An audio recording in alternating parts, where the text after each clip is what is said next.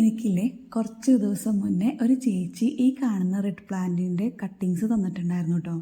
പക്ഷേ എനിക്ക് അന്നത് കൊണ്ട് പോട്ട് ചെയ്യാൻ പറ്റിയില്ല, അതിനുള്ള സമയം ഉണ്ടായില്ല. അപ്പം ഞാൻ എന്ത് ചെയ്തു, ഒരു ഗ്ലാസ്സിൽ കുറച്ച് വെള്ളം ഒഴിച്ചിട്ട് അത് വെച്ചിട്ടുണ്ടായിരുന്നു. പക്ഷേ ഈ പ്ലാന്റ് ഞാൻ ബാക്കിയുള്ള ചെടികളുടെ ഇടയിൽ വെച്ചതുകൊണ്ട് പുള്ളിക്കാരൻ്റെ കാര്യം മറന്നുപോയി.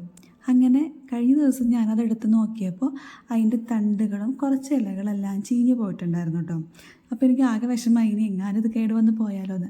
പിന്നെ സൂക്ഷിച്ച് നോക്കിയപ്പോൾ ആ കാണുന്ന കൊച്ചു കൊച്ചു വേരുകൾ അതിലുണ്ടായി നിൽക്കുന്നത് കണ്ടു കേട്ടോ. അപ്പോൾ എനിക്ക് അത് ഇനി വെച്ച് കഴിഞ്ഞാൽ പിടിക്കുമ്പോൾ എന്നുള്ളൊരു പ്രതീക്ഷയുണ്ട്. അങ്ങനെ ആ ഒരു പ്രതീക്ഷയിൽ ഞാൻ എല്ലാ പ്ലാന്റുകളും ക്ലീൻ ചെയ്തുകൊണ്ട് അതിൻ്റെ വേരുകളുള്ള ഭാഗം മാത്രം നിർത്തി ചീഞ്ഞ ഭാഗമൊക്കെ കളഞ്ഞ് നല്ല വൃത്തിയിൽ നട്ട് വയ്ക്കാൻ തീരുമാനിച്ചു. അങ്ങനെ വേറെ പ്രത്യേകിച്ച് വളമൊന്നും ചേർക്കാത്ത മണ്ണും ഉമിയും മിക്സ് ചെയ്തിട്ടുള്ള ആ ഒരു പോട്ടി മിക്സിലാണ് ഞാനിപ്പോൾ ഈ പ്ലാന്റ് നട്ട് വയ്ക്കുന്നത്.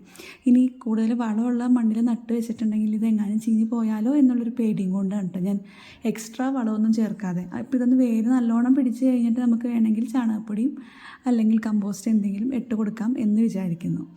അപ്പോൾ എല്ലാ പ്ലാന്റ്സും ഞാൻ ഓരോന്നായിട്ട് കട്ട് ചെയ്ത് ഒരു ചെറിയ കുഴി കുത്തിയിട്ട് അതിൽ വെച്ചിട്ടുണ്ട്. ഒരു റെക്റ്റാങ്കിൾ പോട്ടിലാണ് വെച്ചേക്കുന്നത്. അപ്പം ഞാൻ ഇതിന് മുൻപേ പോൺസീസ് കിച്ചൺ എന്ന് പറഞ്ഞിട്ടുള്ളൊരു യൂട്യൂബ് ചാനലുണ്ട്. അതിൽ ഈ ചെടി ഒരുപാട് ഭംഗിയായിട്ട് ബുഷായിട്ട് നിർത്തിയേക്കുന്നത് കണ്ടിട്ടുണ്ടായിരുന്നു കേട്ടോ.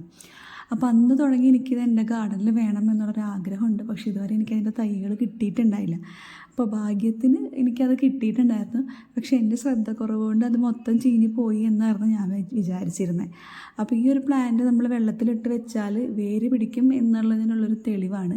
അതിൻ്റെ ഇലകൾ വരുന്ന ആ നോടുള്ള ഭാഗത്താണ് വേരുകൾ വരുന്നത്. അപ്പോൾ പരമാവധി ഇലകൾ കളഞ്ഞിട്ട് കുറച്ച് ഭാഗത്തെ ഇലകൾ കളഞ്ഞിട്ട് വെള്ളത്തിലിട്ട്